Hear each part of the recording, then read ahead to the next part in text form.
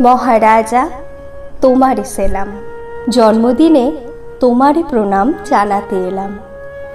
জন্ম তোমার বড় ঘরে, গুণী পিতা ও মাতার ক্রোড়ে। পিতামহ মহান তোমার, শিশুপাঠ্য মজার লেখায় যাহার জুড়ি মেলাই ভার। সন্দেশকে সঙ্গী করে দিলেন বাংলা সাহিত্যরে অজস্র উপহার। তেনার পুত্র তেমনি হলেন, নামেও কামে সুযোগ্য। বিস্ময়কর প্রতিভা তিনি, লেখেন কত মজার লেখা অতি উপভোগ্য। হেনকালে জম বুঝি তক্কে তক্কে ছিলেন, সুযোগ বুঝেই তাকে অকালেতে নিলেন।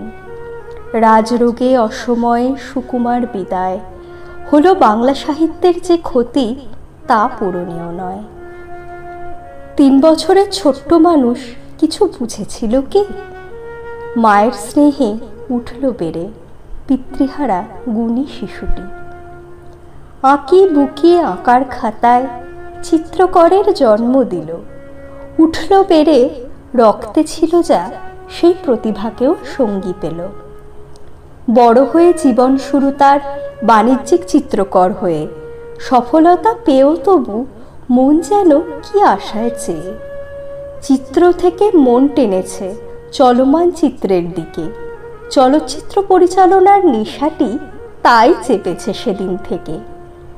চাইলেই কি আর চাঁদটাকে হাতের মুঠোয় পাওয়া যায়? শূন্য পকেট স্বপ্ন পূরণে শুধুই কেবল বাধা দেয়।